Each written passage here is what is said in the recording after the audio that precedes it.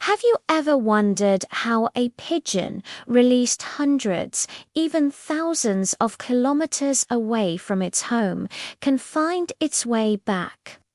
It's a question that has baffled scientists for centuries. Today, we're diving deep into the incredible world of pigeon navigation.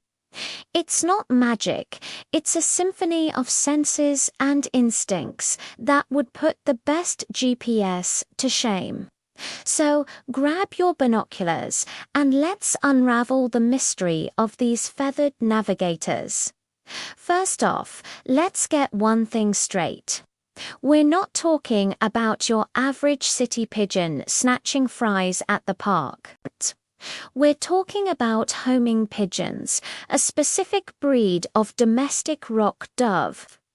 These birds have been selectively bred for their amazing ability to return to their home loft over extremely long distances.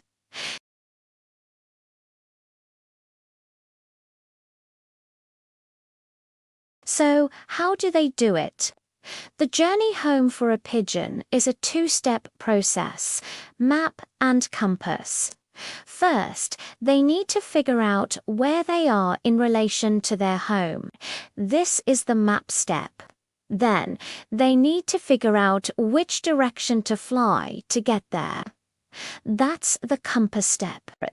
Sounds simple, right? Well, the reality is a lot more complex and fascinating. Let's start with the compass. Pigeons have several internal compasses they can rely on. The most famous one is their sun compass.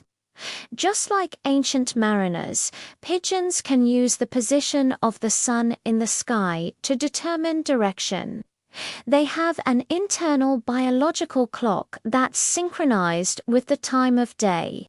By comparing the sun's position to what their internal clock tells them it should be, they can figure out north, south, east, and west.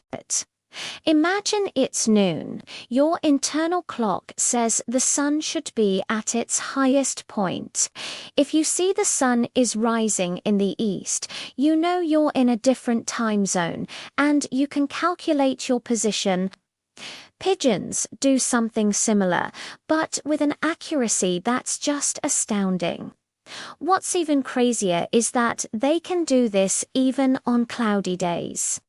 As long as they can detect the polarized light patterns in the sky, which are created by sunlight scattering through the atmosphere, they can still determine the sun's position. But what happens at night, or on a completely overcast day where even polarized light is obscured? Pigeons have a backup compass, and this one sounds like something straight out of a superhero movie. They have a magnetic compass. That's right, they can sense the Earth's magnetic field. Scientists believe they have tiny magnetic particles, specifically a mineral called magnetite, in their upper beaks. These particles act like microscopic compass needles, allowing the birds to perceive the lines of magnetic force that wrap around our planet. This gives them a constant sense of direction, no matter the weather or time of day. It's like having a built-in compass that never fails. Researchers have tested this by attaching small magnets to pigeons' heads, which disrupts their magnetic sense. On cloudy days, these pigeons get disoriented, while pigeons without the magnets find their way home just fine. This pretty much confirms they use this incredible magnetic sense as a reliable backup to their sun compass. So, the pigeon knows which way is north, but that's only half the battle. Knowing which way is north doesn't help you if you don't know whether your home is north, south, east, or west of you. This is where the map comes in.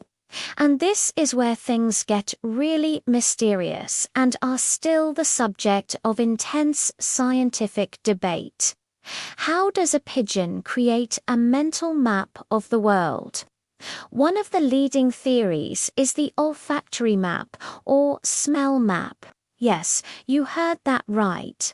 Pigeons might navigate by smell. The idea is that different areas have unique scent profiles created by a mix of vegetation, soil, pollution, and other environmental factors. As a young pigeon grows up in its home loft, winds carry these smells from all directions. The pigeon learns to associate certain smells with certain wind directions. For example, it might learn that a salty marine smell comes with winds from the east and the scent of pine forests comes with winds from the north. When it's released in an unfamiliar location, it sniffs the air. If it smells that familiar, salty scent, it knows its home is to the west. It then uses its sun or magnetic compass to fly west. Experiments where scientists have impaired a pigeon's sense of smell have shown that they have a much harder time navigating, especially from unfamiliar places. It's like trying to find your way in a new city with your eyes closed. You might know which way is north, but you have no landmarks to guide you. For the pigeon, those landmarks are smells. Another fascinating possibility for their map sense is infrasound. Infrasound is sound at frequencies so low that humans can't hear them. These low-frequency sound waves can travel for enormous distances without losing strength.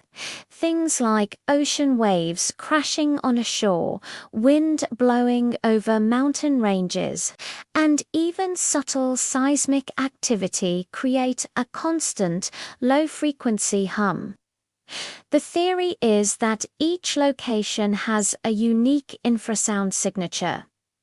A pigeon, with its highly sensitive hearing, could potentially listen to this soundscape and use it as a map. It might learn the specific infrasound signature of its home loft, and when released elsewhere, it would fly in the direction that makes the soundscape more and more like home. It's like following a sound beacon that only you can hear. While this theory is harder to prove definitively, it's an exciting area of research that highlights just how attuned these birds are to their environment in ways we can barely imagine. And of course, we can't forget about visual landmarks. While this is probably more important for the final leg of the journey, pigeons certainly use their sharp eyesight. As they get closer to home, they start to recognize familiar landscapes, roads, rivers, and buildings. This is the equivalent of you finally seeing your street sign after a long trip. You know you're almost there. For pigeons, these visual cues help them fine-tune their approach and pinpoint the exact location of their loft. They might follow a specific highway or river for the last few kilometers, using these large, unmissable features to guide them home. So, let's put it all together. A homing pigeon is taken hundreds of kilometers away in a covered crate. When it's released, its incredible journey home begins. First, it likely circles for a bit, gathering information. What's the sun's position? What does the air smell like? What can it hear in the infrasound range? It's processing all this data to answer one question: where am I? This is the map step, likely dominated by its olfactory map. Let's say it determines home is to the northwest. Now, it needs its compass. If it's a sunny day, it uses its sun compass, calibrated by its internal clock to find northwest. If it's overcast, it switches to its magnetic sense, detecting the Earth's magnetic field to orient itself. It sets off, flying with incredible purpose. Along the way, it's constantly checking its position, perhaps correcting its course based on changing sense on the wind or the subtle shifts in the magnetic field. Finally, as it gets closer to home, familiar sights come into view. It recognizes that specific line of trees, that water tower, that a familiar highway. It uses these visual landmarks for the final approach, landing gracefully back in its home loft, a journey of hundreds of kilometers complete. It's not just one single ability, but a masterful integration of multiple senses. A sun compass, a magnetic compass, a smell map, an infrasound map, and visual landmarks all working in harmony. If one system fails, like on a cloudy day, another takes over. This redundancy is what makes pigeon navigation so robust and reliable. They are true masters of navigation, a testament to the power of evolution. The next time you see a pigeon, take a moment to appreciate the incredible supercomputer it has in its tiny head. It's a navigator, an explorer, and a true marvel of the natural world. Thank you so much for joining me on this deep dive into the world of pigeon navigation. If you found this as fascinating as I do, hit that like button and subscribe for more adventures into the wonders of the animal kingdom. Let me know in the comments what other animal mysteries you'd like me to explore next. Until then, stay curious.